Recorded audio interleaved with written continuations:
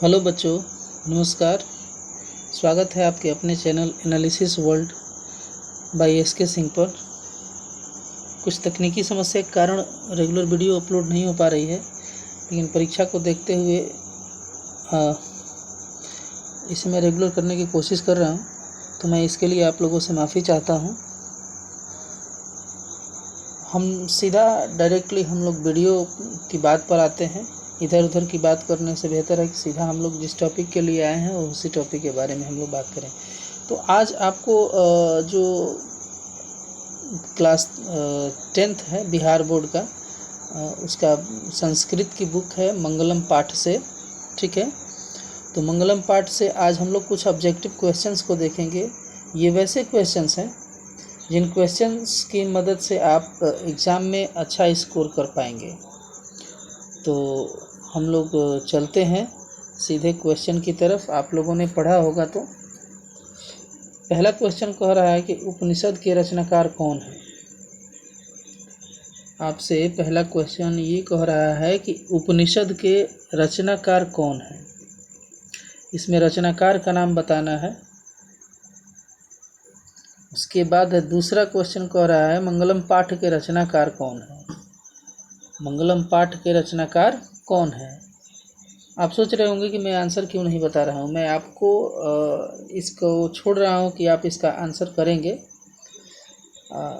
नहीं तो कल मैं इसका डिटेल वीडियो डालूँगा कि महात्मा व्यास हैं कि वाल्मीकि हैं कि विदुर हैं कि कालिदास हैं, डिटेल में। तो दूसरा में पूछ रहा है कि मंगलम पाठ के रचनाकार कौन है। तीसरा में पूछ रहा है मंगलम पाठ में कुल कितने मंत्र संकलित हैं। आपने देखा होगा, आपने किताब पढ़ी होगी, तो आपको अच्छे तरीके से भली भांति पता है कि मंगलम पाठ में कितने मंत्रों को संकलित किया गया है। अब अगला प्रश्न पूछ रहा है कि अणु से छोटा कौन है। अणु से छोटा कौन है। आसमान है या आत्मा है, परमात्मा है या संसार है। आप इसका आंसर जरूर करेंगे। किसकी जय होती है। 5वें नंबर प्रश्न में सत्य की, असत्य की, क्रोध की या मोह की। छठा नंबर प्रश्न कह रहा है कि बहती नदी कहाँ मिलती है। सरोवर, नदी, समुद्र या तालाब में। ये तो जनरली क्वेश्चन है, सब एसएसटी में भी आपको पढ़ना है, साइंस में भी कहीं कहीं पढ़ने को मिलेगा। तो पूछ रहा है कि बहती नदी कहाँ मिलती है। तो सरोवर में मिलती है कि नदी में मिलती है कि समुद्र में कि तालाब में। 7वें नंबर क्वेश्चन कर रहा है कि जंतु के हृदय रूपी गुफा में क्या स्थित है। जो प्राणी है उसके हृदय की गुफा में क्या स्थित है। तत्व, शरीर, देवता या राक्षस। आपको इसका आंसर करना है। ब्रह्मा को प्राप्त करने के विषय में बताया गया है किस उपनिषद में। किस उपनिषद में ब्रह्मा को प्राप्त करने के विषय में बताया गया है। कठोपनिषद है, ईशावास्य उपनिषद है या श्वेताश्वर है या मुंडकोपनिषद है।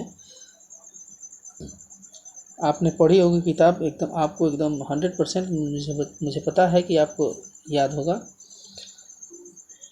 9 नंबर क्वेश्चन में कह रहा है कि देवलोक का मार्ग किससे प्राप्त होता है। देवलोक का मार्ग किससे प्राप्त होता है। सत्य से, असत्य से, क्रोध से या मोह से।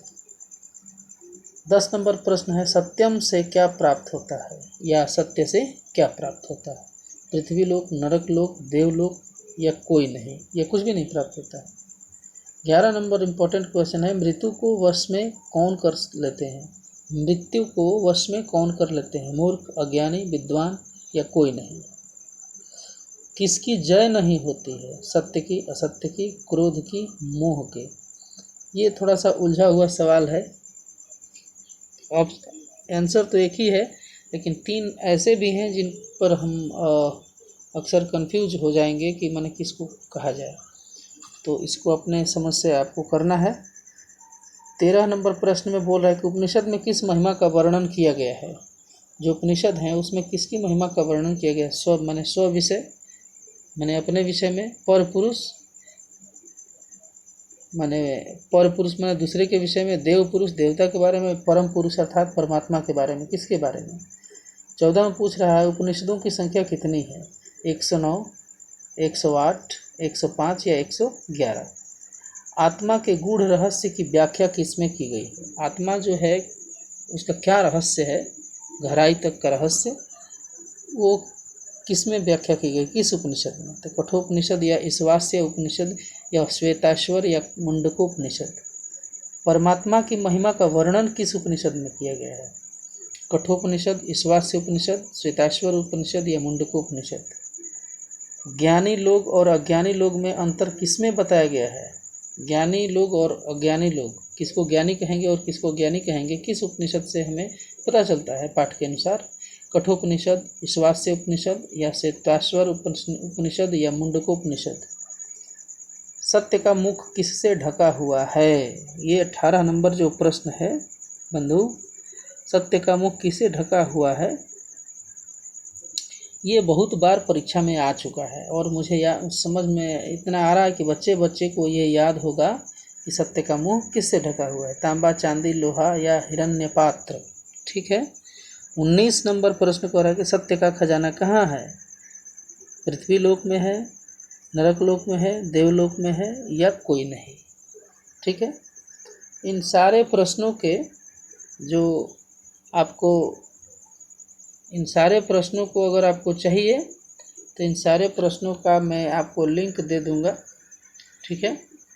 आप वहां से इसका PDF लोड कर सकते हैं और आप अगर इसका PDF वास्तव में चाहते हैं तो ज़रूर ज्वाइन करें हमारा टेलीग्राम चैनल, जहां पर आपको अलग अलग तरीके के, और व्हाट्सएप चैनल हमारा ज्वाइन करें जो कि इस चैनल के बायो में है। वहां से आपको इसका PDF मिलेगा, जो भी वीडियो जाएगी उसका PDF आपको मिलेगा, जो कि आपके लिए एग्ज़ाम के अकॉर्डिंग बहुत ही हेल्पफुल होने वाला है। एग्ज़ाम की स्ट्रेटजी आप लोगों ने बनाई होगी। सबसे बड़ा ज़रूरी जो चीज़ होता है भाई, वो ये कि आप जो पढ़े हैं उसका कितना % आप घर पर सेल्फ स्टडी कर रहे हैं। तो सेल्फ स्टडी आपके रिजल्ट को 4 चांद लगा देगा। इसलिए आप घर पर जिन प्रश्नों को आपने पढ़ लिया है उन प्रश्नों को जरूर स्वाध्यायन करें, विश्लेषण करें रोज। इन्हीं बातों के साथ मैं इस वीडियो को समाप्त कर रहा हूं। आप हमारे पेज इंस्टाग्राम को भी फॉलो कर सकते हैं, व्हाट्सएप ग्रुप से भी जुड़ सकते हैं और टेलीग्राम लिंक से भी जुड़ सकते हैं, जहां पर आपको इन सारी चीज़ों का PDF आपको प्रोवाइड करा दिया जाएगा।